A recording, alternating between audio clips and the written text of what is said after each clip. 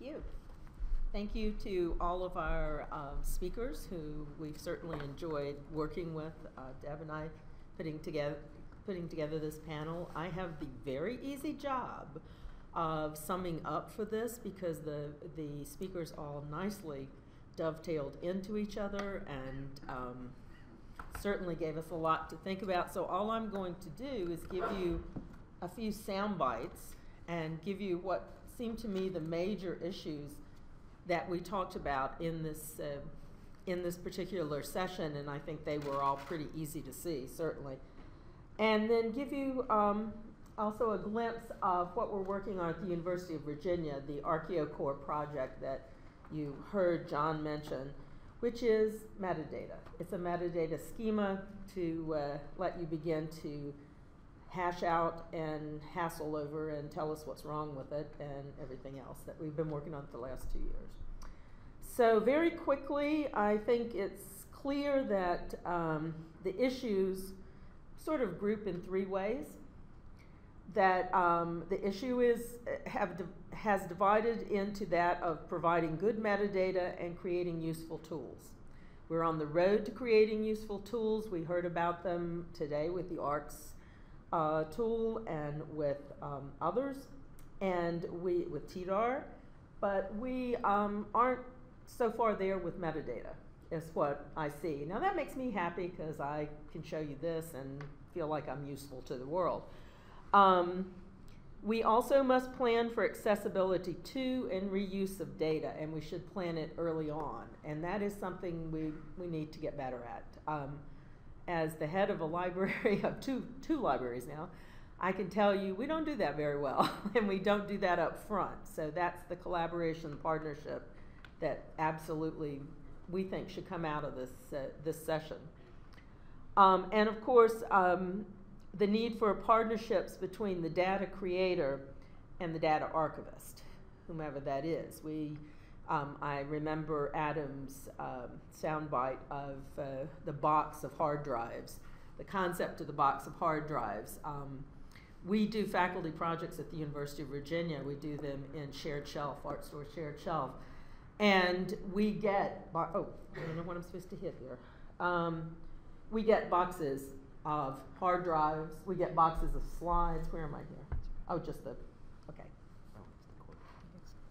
I stepped on the cord. That's not surprising either. So we know we feel your pain. We get boxes of slides that, we can't do anything with. So what we all have to work together with is to pull these things together and to get the right data, metadata, to provide the right information in the end, the right data sets. So a quick run through of sound bites for you to take home with you.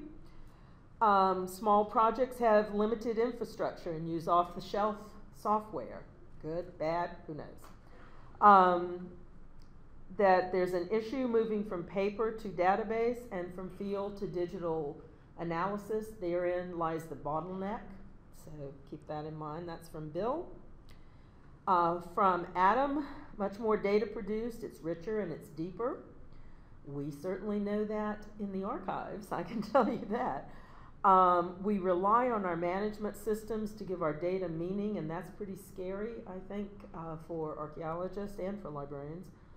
The gap is emerging between the data produced and its archival home. The gap is already there between that, especially with legacy collections.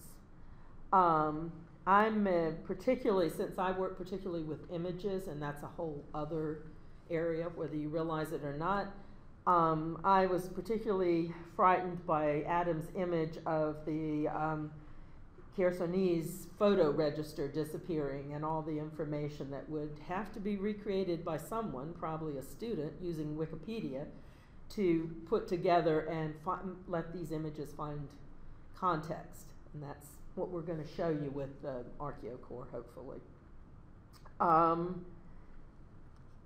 Information on layers and objects disappear and are not fundamentally part of the archive because photographs are not judged at the level of field notes, notebooks, plans, drawings. So that's something to keep in mind, that photographs are often orphaned.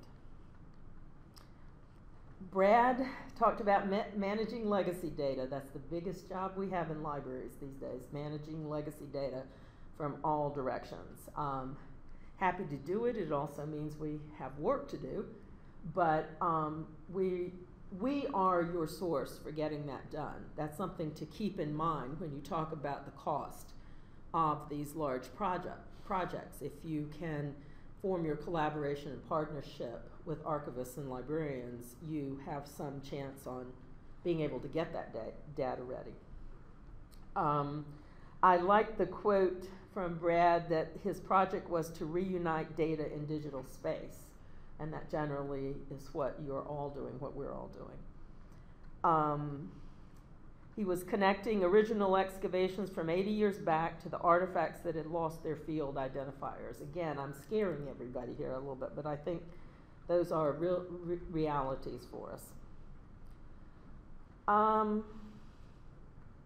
John mentioned that relationships and hierarchies are masked by uniformity in digital records. That's actually true.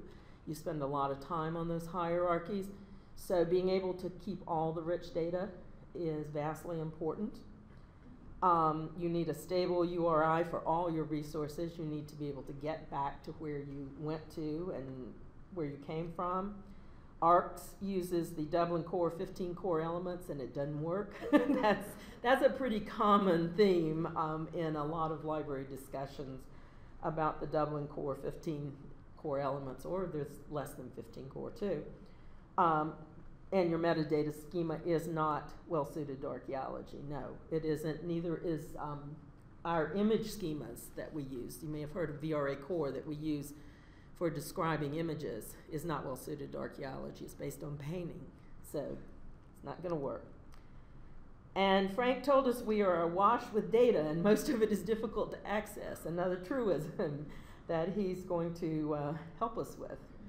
So older data is forgotten as new data is created. That is pretty common. And we're sitting. I read somewhere there's in maybe close to 1 million documents and data sets and images in this country alone, in institutions, academic institutions, in archaeology, that are simply legacy data that's not even, well, you don't even have good finding aids for. So it's a lot of stuff. And especially his best quote, archaeologists treat the media of, archivists treat the media of storage as artifacts. And that's true, they do, and so do librarians. So your data does not get the kind of respect that it should when it's dumped into an archival setting. So what I'm showing you here now is, I don't know if bringing to closure our original metaphor of the early church, but I don't know if I'm actually Paul or Thecla here, but I'm going to give you what we're doing at UVA, and we are doing, going a little bit in the direction of rebelling against standards, rebelling against image standards, and in the direction of codifying some information for archaeology. We are, of course, a very strong American archaeology site, American Archaeology Institution, but we're also have a strong classical archaeology program. So we're all over the board, and I'm giving you 2 images that show you where we'd like to think this metadata standard of ArchaeoCore could take you, because they are essentially from the same part of the Mediterranean, in general. The one on the right is an Aegean pottery. The one on the left is identified as Maiolica, but it also is, they're quite related in how they're done and maybe possibly where the prototype came from. So we have a vested interest at Virginia in seeing these trade routes come together and seeing this material, like the flower dew material, which is 100,000, I think, objects and documents that are cataloged pristinely as to where they came from, but no contextual information, nothing gone digital on that. So we have a big project ahead of us that I'm going to be involved in. Let me see if I can get this to go on. I'm not very good. Press the arrow button. The arrow button. Okay, good. Ah, did it itself. So essentially what's happened for us, I spent a year actually poring over the SciDoc CRM. It's a good read, a hard read, and I wouldn't want to map it to anything.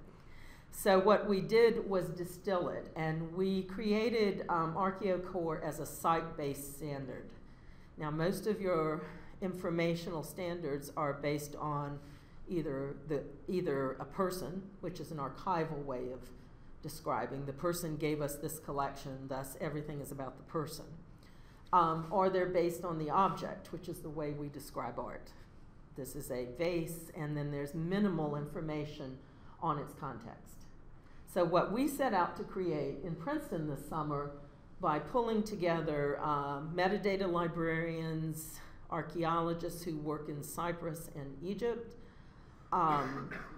visual resources personnel, and librarians and archivists from Dunbarton Oaks, Princeton, University of Virginia, NYU, and now we have also colleagues at Boston, University of Massachusetts at Boston, sorry, and Bryn Mawr. We discussed what we would like to see in fields and how we'd like to put together the relationships in metadata for archaeology images.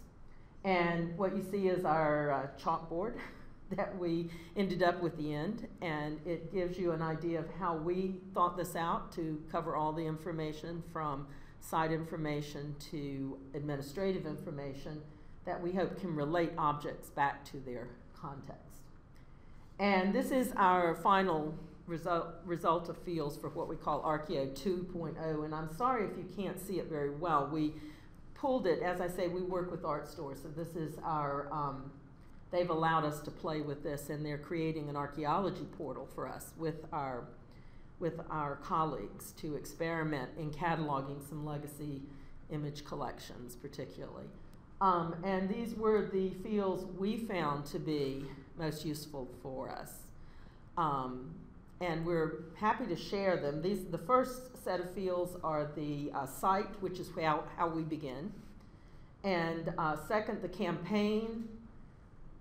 Then third, the actual artifact. And the technical administrative information. So this is being built into a relational database for us by ArtStore as we speak. We've sent these in. So we'll be able to catalog the Flower 200 collection in ArchaeoCore starting hopefully in a few weeks. So this is my answer to the metadata question, John, and to the, I think we've looked at a lot of tools, now metadata, and we've asked a lot of questions, and it's been a very good session. And I thank everyone who spoke, and Deb, of course, who pulled all this together. And I'd like to thank Adam for loaning his computer and his screencast software, and Bill for loaning us the wonderful Snowball microphone. Hopefully, as I said, we'll have this, well, we'll try to make this information available. But we still have, I count 2 minutes. For more discussion. So I know you were dying to say something early, and I had to cut you off. Would you like to? I was just going to comment that in the realm of thinking of the possibilities, especially models versus the original photographs, one approach that might be better to think about is instead of 100,000 files and the data files for however you're generating that model or the model itself, there's several standard formats for archives. So if you archive the photo data into a single set, and then you combine that with as a download available to people, then you're only uploading one file with slightly larger space usage than another one, and a model. You're going to cost yourself. You're going to incur less cost both to yourself, but also for the project to actually back up, check those files, and maintain the format. It's going to be a lot easier in the long run to think of it that way, or to think of, say, the database of 50,000 records. Well, you could upload that as a single data set and manage it that way rather than trying to handle many files. Because when you try to back up or migrate those many files, it gets very much more complicated. So that would be the better approach to that.